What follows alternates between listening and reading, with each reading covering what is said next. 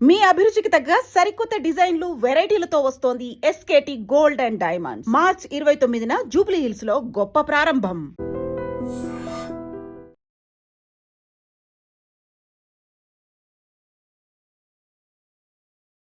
మనతో పాటుగా ఉన్నారు బాలకసుమన్. హలో, నమస్తే. నమస్తే. ఎట్లున్నారు మీరు? Yeah good, fine. మంచిగా అనిపించిందా?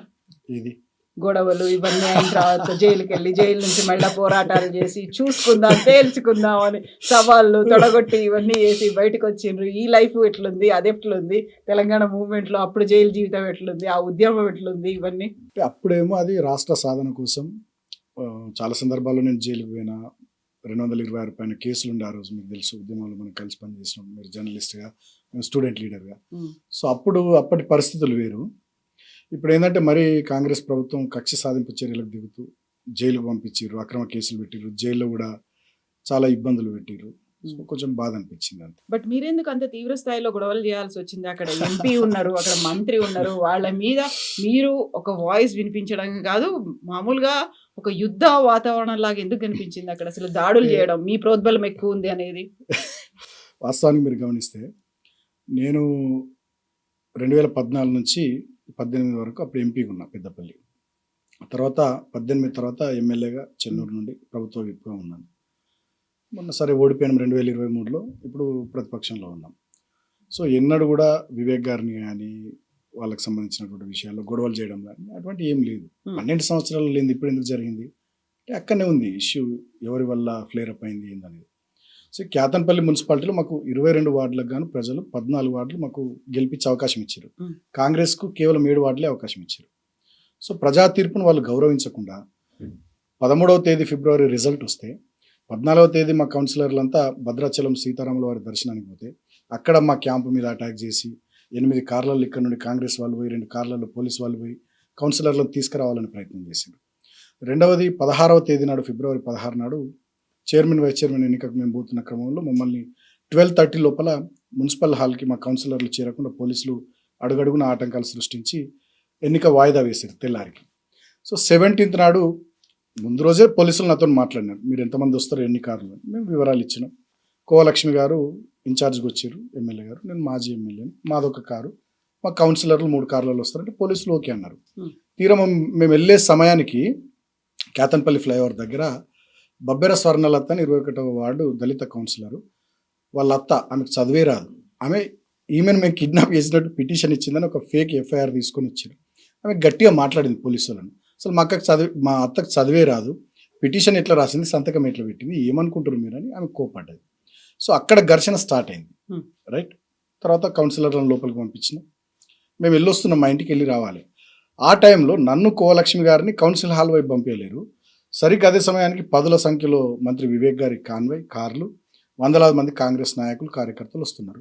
నేను కోవలక్ష్మి గారు ప్రశ్నించినాం, మీరు మమ్మల్ని పోనీయలేరు, మరి ఇదేంది అని మేము అడిగినాం. అడిగితే అక్కడ పోలీసులు మా మీద లాఠీచార్జ్ చేయడం, అటువైపు నుండి కాంగ్రెస్ వాళ్ళు రాళ్ళు వేయడం, అది ఘర్షణ జరిగింది. సో మంత్రి గారు, ఆబ్వియస్లీ మంత్రి కదా, ఆయన ఈగో హర్ట్ అయి ఉంటుంది, కేసులు పెట్టిర్రు, జైలుకు పంపించారు. 25 మంది మీద అక్రమంగా కేసులు పెట్టిర్రు. సో జైలుకు పంపించారు, 16 రోజులు నన్ను జైల్లో ఉంచారు. కానీ మీరు ఒకటి గమనించాలి, నేను ఎన్నడూ కూడా ఇతర పార్టీలో ఉన్నటువంటి నాయకుల్ని రాజకీయపరమైనటువంటి ప్రత్యర్థులుగానే చూసినా కానీ వ్యక్తిగత శత్రుత్వాలు ఎన్నడూ పెట్టుకోలే. ఇదే వివేక్ గారు 2014లో నా మీద కాంగ్రెస్ పార్టీ నుంచి పెద్దపల్లి ఎంపీకి పోటీ చేసి ఓడిపోయారు. తర్వాత ఆయన పార్టీలోకి తెచ్చుకొని ప్రభుత్వ సలహాదారు చేసినాం. 2018లో చెన్నూరు నుండి నా మీద కాంగ్రెస్ పార్టీ తరఫున వెంకటేష్ నేత గారు ఎమ్మెల్యే పోటీ చేసి ఓడిపోయారు. తర్వాత ఆయన తెచ్చి పార్టీలోకి పెద్దపల్లి ఎంపీ చేసుకున్నాం. సో నేను ఇతర పార్టీలో ఉన్నటువంటి వాళ్ళని రాజకీయ ప్రత్యర్థులుగా చూసిన తప్ప శత్రువులు ఎన్నడూ చూడలేదు. ఫస్ట్ టైం వివేక్ గారు 2 సంవత్సరాలు నేను ఓడిపోయిన తర్వాత కూడా కాన్స్టిట్యున్సీకి ఎక్కువ పోయింది లేదు. ఆయనకు ప్రజలు గెలిపించారు, అవకాశం ఇచ్చారు, ఆయన డెవలప్మెంట్ చేయనని చెప్పి నేను ఇన్ఫ్యాక్ట్ ఫేర్గా ఉన్నా. అంతేందుకు ఇదే మున్సిపల్ ఎన్నికల్లో చెన్నూరు మున్సిపాలిటీ కూడా ఉంది. 18 వార్డులకు కానీ 11 కాంగ్రెస్ గెలిచింది, మేము కేవలం 4 గెలిచినాం. నేను ప్రజా తీర్పును గౌరవిస్తున్నా అని చెప్పిన, నేను అక్కడ ఏం గొడవలు చేయలే. కానీ ఇక్కడ 22 వార్డులలో 14 వార్డులు మేము గెలిచి కేవలం 7 వార్డులే కాంగ్రెస్ గెలిస్తే ఇక్కడ చైర్మన్ వైస్ చైర్మన్ ఎన్నిక జరగకుండా అడుగడుగున అడ్డంకులు సృష్టించి కౌన్సిల్ హాల్లో మా మహిళా కౌన్సిలర్ల మీద దౌర్జన్యం చేసి బయట మా మీద దాడులు చేసి ఒక విధ్వంసకరమైనటువంటి వాతావరణాన్ని సృష్టించింది మంత్రి గారు. నిజంగానే గొడవలు చేయాలనుకుంటే నేను ప్రధాన ప్రతిపక్షంగా 2 సంవత్సరాలు ఏదైనా గొడవ జరిగిందా? గతంలో 10 ఏళ్లలో వివేక్ గారి మీద మేము గవర్నమెంట్లో ఉన్నప్పుడు ఒక కేసు అని పెట్టినా ఆయన మా పార్టీలో నుంచి వెళ్ళిపోయి బీజేపీలో చేరిండు, కాంగ్రెస్లో చేరిండు, ఎన్నడన్నా ఒక కేసు పెట్టినా నేను? మీకు తెలుసు నేను రాష్ట్ర స్థాయిలో అందరికి ఎంత దగ్గర, ఏ స్థాయిలో ప్రభుత్వంలో పనిచేసినామో మీకు తెలుసు. నేను ఆ రకంగా పోలే. అనవసరంగా ఇక్కడ మంత్రి గారు ఫాల్స్ ప్రెస్టేజ్కి పోయి మా అందరి మీద కేసులు పెట్టి జైలుకు పంపించిండు.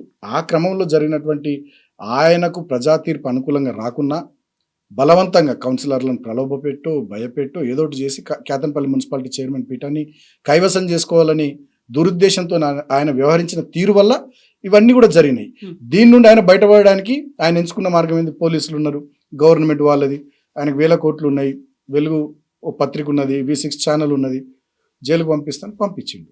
అంతే తప్ప నేను ఎక్కడ కూడా గొడవలు పెట్టుకోవాలనో లేకపోతే ఏదో చెయ్యాలనో ఆ రకంగా నేను ఎక్కడ పోలే. నిజంగా మీరు గమనిస్తే ఆ వీడియో ఫుటేజెస్ మీరు చూడండి, మా వాళ్ళు రిలీజ్ చేసి సోషల్ మీడియాలో కూడా వచ్చినాయి. 20-25 మంది మేము ఉన్నాం, వాళ్ళు 100 మంది వాళ్ళు ఉన్నారు. 100 మంది ఉన్న వాళ్ళు దాడులు చేస్తారా? 20-25 మంది దాడులు చేస్తారు? మీకు కాకుండా మీరు ఎక్కువ ప్రొవోక్ చేశారనేది, మీ క్యాడర్ని ప్రొవోక్ చేశారు, వాళ్ళ మీద దాడులు జరిగేలా, లేకపోతే వాళ్ళ మీద రాళ్ళ దాడి చేసేలా, ఇవన్నీ చేసింది మీరే అని కదా? నిజంగా కవిత గారు మీరు ఒకటి గమనిస్తే, నిజంగానే నాకు దాడి చేయాలనే ఉద్దేశం ఉంటే అదే సందర్భమా? ఒకటి, మంత్రి గారు దొరకరా నియోజకవర్గంలో? ప్రజా సమస్యల మీద వారిని ప్రశ్నించడం కానీ నిలదీయడం కానీ చేయరాదా? ఇతర సందర్భాల్లో ఎప్పుడన్నా అట్లా చేసినామో? నెంబర్ 1. నెంబర్ 2, నిజంగానే దాడి చేయడమే మా ఉద్దేశం అయితే నేను 25 మందితో ఎందుకుంటా? 2000 మందిని పెట్టుకుంటా అక్కడ. నాకు క్యాడర్ లేరా? నాకు బలగం లేదా? అట్లా చేయలే కదా. చేసింది మంత్రి గారు. 900 మంది పోలీసులు ఉంటారా అండి? నాకు అర్థం కాదు. 900 మంది పోలీసులు ఆ రోజు, 100ల సంఖ్యలో కాంగ్రెస్ వాళ్ళు. ఏం అవసరం అంతమంది ఉండడానికి? మీరే అలాంటి సిచ్యువేషన్ తీసుకొస్తారని ముందు జాగ్రత్త చర్యలు కదా అక్కడ. సమస్య లేదు. నేను ఇంత ఫెయిర్గా చెప్తున్నా. ఆ రోజు చెప్పిన ఇవాళ చెప్తున్నా. చెన్నూరులో అక్కడి మున్సిపల్ ఎన్నికల్లో ప్రజలు ఇచ్చిన తీర్పుని నేను గౌరవిస్తున్నా అని చెప్పిన. కేతన్పల్లి మున్సిపల్ ఎన్నికల్లో కూడా మంత్రి గారు అక్కడి ప్రజలు ఇచ్చిన తీర్పును గౌరవిస్తే అసలు ఇష్యూయే లేదు కదా. ఎందుకు 22 వార్డుల్లో 14 మాకు వచ్చి, సగం వార్డులు 7 వార్డులు మీకు వచ్చి మీరు ఎట్లా చైర్మన్ వైస్ చైర్మన్ అవుతారు? ఎంత అన్యాయం. పట్టపగలే ప్రజాస్వామ్యాన్ని నువ్వు చంపుతా ఉంటే చూస్తూ మేము శాంతియుత పద్ధతిలో నిరసన తెలుపుతున్నాం. మీ దౌర్జన్యానికి, మీ గుండాగిరికి, పోలీసులను వాడి మీరు ఇష్టం వచ్చినట్టు చేస్తున్నటువంటి తీరుకి. భద్రాచలంలో మా కౌన్సిలర్లను బెదిరించింది వాస్తవం కాదా? మంత్రి గారిని చెప్పమనండి. మంత్రి గారు 17వ తేదీ నాడు చెక్ బుక్ తీసుకొని పోయి మా కౌన్సిలర్లను లోపల ప్రలోభ పెట్టాలనే ప్రయత్నం చేసింది వాస్తవం కాదా? నేను డిమాండ్ చేసిన జిల్లా కలెక్టర్ని, స్పెషల్ ఆఫీసర్ని, ఎన్నిక నిర్వహించిన స్పెషల్ ఆఫీసర్ మందమరి MROని నేను డిమాండ్ చేసిన, మీకు చిత్తశుద్ధి ఉంటే మీరు ఇద్దరు అక్కడ ఉన్న పోలీసులు, మీరు విశాఖ ఇండస్ట్రీస్ ఎంప్లాయీస్ కాకుండా నిజమైన అధికారులు అయితే ఆ రోజు ఫిబ్రవరి 17వ తేదీ నాడు కేతన్పల్లి మున్సిపల్ హాల్లో కౌన్సిలర్ల ప్రమాణ స్వీకారం, తదనంతరం ఏం జరిగిందనేది ఆ వీడియో ఫుటేజ్ ఉంటుంది కదా, రిలీజ్ చేయండి. నిజంగా మా తప్పు ఉందా, మేము తప్పు చేసినామా, మా కౌన్సిలర్లు తప్పు చేసిరా, మీరు తప్పు చేశారో తెలుస్తుంది కదా. ఇప్పటివరకు వీడియో ఫుటేజ్ రిలీజ్ చేయరు. ఇవాళ జిల్లా అధికారులంతా మంచిర్యాల జిల్లాలో IASలైనా IPSలైనా ఇతర అధికారులు ఎవరైనా వాళ్ళు అధికారుల లెక్క లేరు. విశాఖ ఇండస్ట్రీస్ ఎంప్లాయీస్ లెక్క, వివేక్ గారి గుమాస్తా లెక్క పనిచేస్తున్నారు. 4 సార్లు లాఠీ చార్జ్ చేశారు. 18వ తేదీన నన్ను అరెస్ట్ చేయడానికి వచ్చారు మా ఇంటికి. అక్కడ మా కార్యకర్తల మీద లాఠీ చార్జ్ చేశారు. నన్ను జనరల్ హాస్పిటల్ తీసుకొని పోయారు మంచిర్యాల. అక్కడ IB చౌరస్తాలో మా కార్యకర్తలు నన్ను చూడడానికి వస్తే అక్కడ 2వ సారి లాఠీ చార్జ్ చేశారు. నన్ను కోర్టుకు తీసుకొని పోయారు మంచిర్యాల. కోర్టు దగ్గర 2 సార్లు మా కార్యకర్తలు అనుకుంటారు కదా, నేను ఒకసారి MP, ఓసారి MLA, ఓ కీలకమైన ముఖ్యమైన అంతో ఇంతో నాయకుడిని, నా క్యాడరు, అరే మా నాయకుడిని తీసుకొని పోతుర్రు అనే ఆందోళనతో వస్తారు కదా నన్ను చూడడానికి. కోర్టు దగ్గర 2 సార్లు లాఠీ చార్జ్ చేశారు.